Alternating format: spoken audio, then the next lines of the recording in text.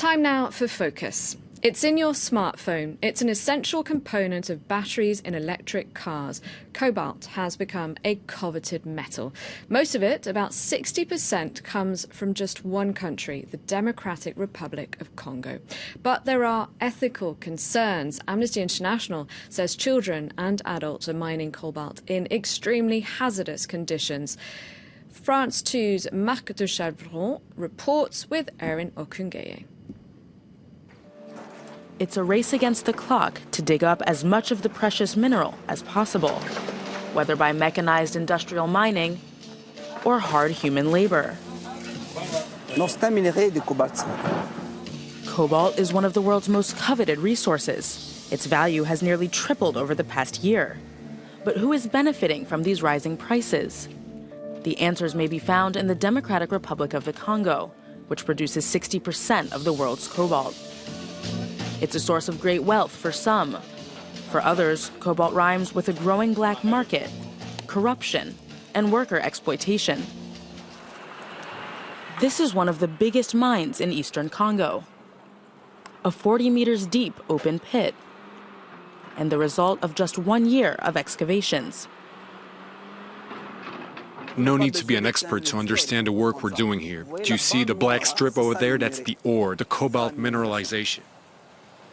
Global demand for cobalt has skyrocketed. It is an essential component of new generations of batteries for smartphones and especially electric cars. Last year, people were already speculating on the automobile industry and new technologies, especially electric cars. We expected it, but maybe not at this scale.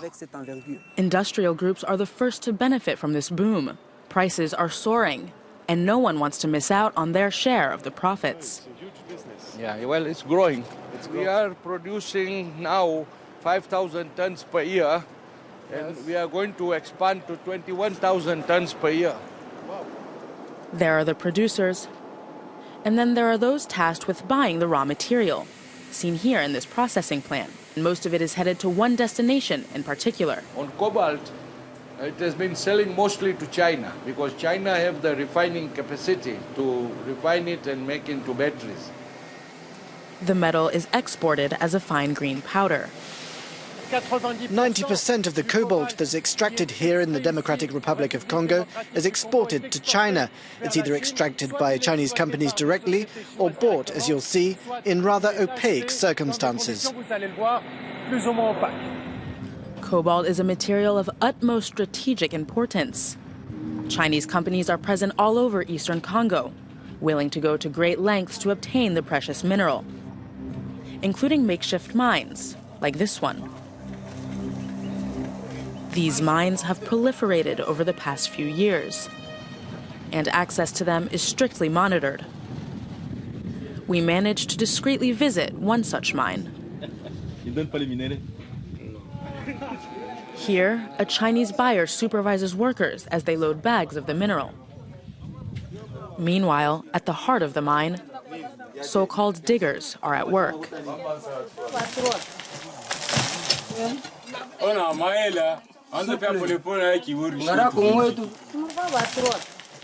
These diggers say they earn between 1 and 2 euros per day. After they fill their bags with the cobalt, they sell the merchandise on the black market, which is controlled by Chinese companies, like this one. We filmed the scene with a hidden camera.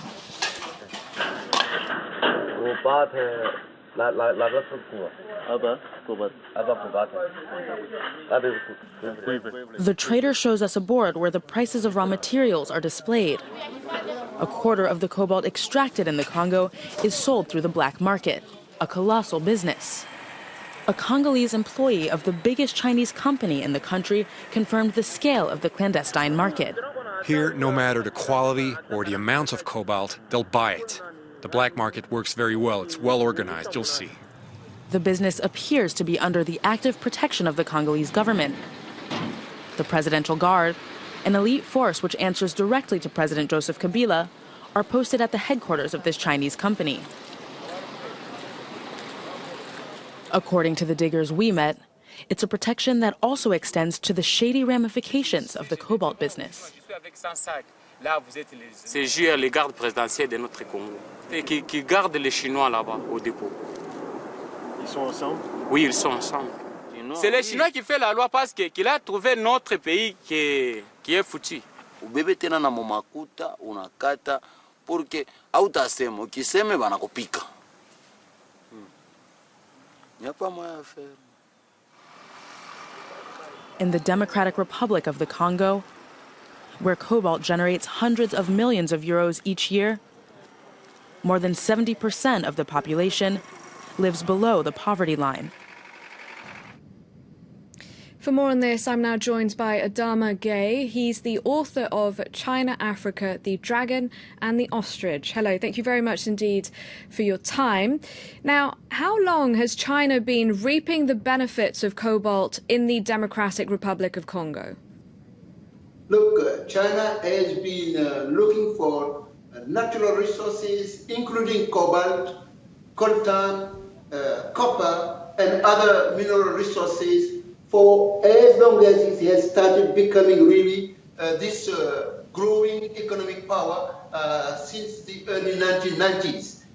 Now and recently it has become more obvious because China is involved in a strategic battle to avoid being confronted with the domination of Western powers. Those Western powers managed, for instance, in the 1980s to cripple down the former Soviet Union's economy by imposing high price rate for oil, and that more than anything else led to the demise of the former Soviet Union. China doesn't want to be caught off guard. Now it's going across Africa in order to secure the control of those resources, and that is why it is part of this in the Democratic Republic of Congo, which is considered as a geological scandal because of its huge natural resources in that territory.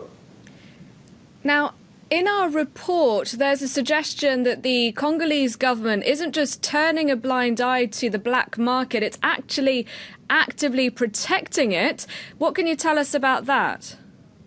It's a disaster, but it's a reality. And that is nothing new. It's not just the Chinese that are doing this. You recall that in the 19th century, the Belgian king, Leopold II, decided to take control of the Democratic Republic of Congo, which was called the Congo, as own property in order to control it. It needed the resources to fuel the expansion of Belgium and other European nations. And that's the reason why even the Berlin Conference was convened in 1884-85 by Bismarck to discuss how to control African resources and territories. That's the same thing, that model that is being duplicated and replicated by the Chinese today.